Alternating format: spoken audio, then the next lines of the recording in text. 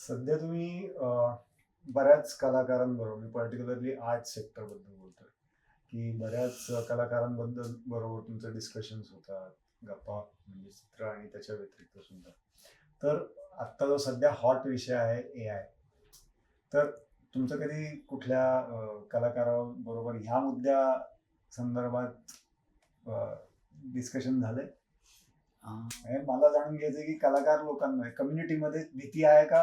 How they are looking at AI? दोन्ही आहेत.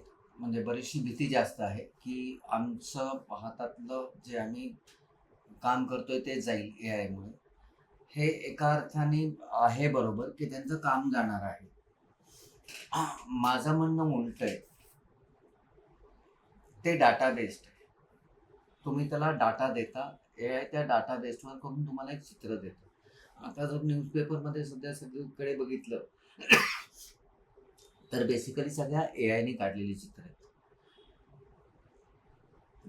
माझा मुळाचा प्रश्न असा आहे की चित्रकार म्हणजे कोण? चित्रकार जो चित्र काढू शकतो. जर तुम्ही त्याला जोड वैचारिक लेवलची दिली आणि तुम्ही तुमची चित्र काढून जर प्रदर्शन रूपात जर तुम्ही केलं तर तुम्हाला यायची भीती नाहीये.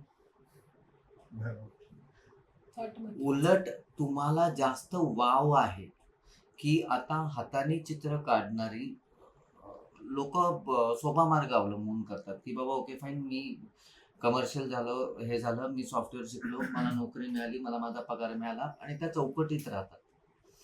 जे त्या चौकटीत राहणार आहे त्यांच्यासाठी एआय अवघड आहे. जे चौकट मोडणार आहेत आणि त्या चौकटीच्या बाहेर येऊन जे हे सांगणार आहे की मी माझं चित्र काढणार आहे आणि हे काढणार आहे, तो पर्सेंटेज खूप कमी आहे. तर त्या लोकांची उलट डिमांड सप्लाय म्हणजे जर विचार केला तर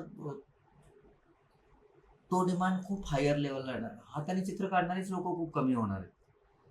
तर परत त्याच्यात मगाशी जसं मी म्हटलं फ्रेमिंगमध्ये वाव आहे, तसा ह्याच्यामध्ये वाव आहेच ना. तुम्ही तुमच्या वैचारिक लेवलला तुम्ही विचार करून जर तुम्ही चित्र काढलं, ऑइल कलरनी पेंटिंग ऍक्च्युअल केलेलं चित्र तुम्ही डिजिटल स्वरूपात कसं करू शकता? करू शकत नाही.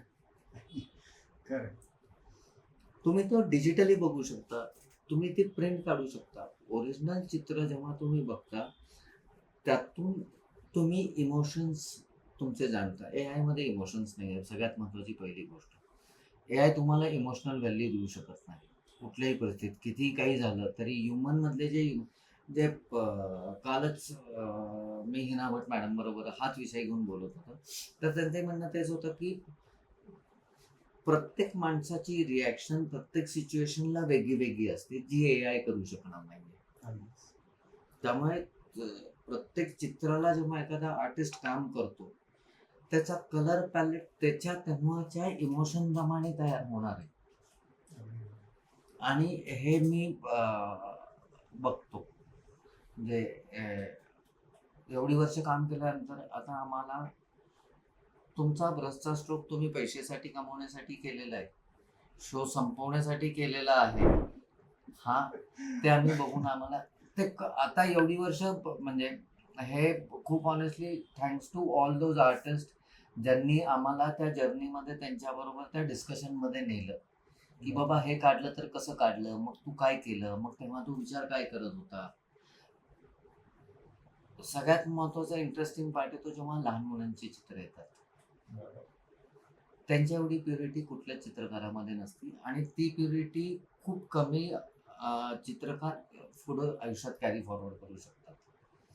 आणि ती प्युरिटी आम्ही शोधायचा प्रयत्न करतो. जेव्हा जेव्हा प्युरिटी येते ती तेव्हा खूप पेंटिंग वेगळ्या लेवलला होतं आणि त्याचं फ्रेमिंग सुद्धा मग त्या लेवलने वेगळं होतं. If you haven't subscribed yet, don't wait any longer. Subscribe now.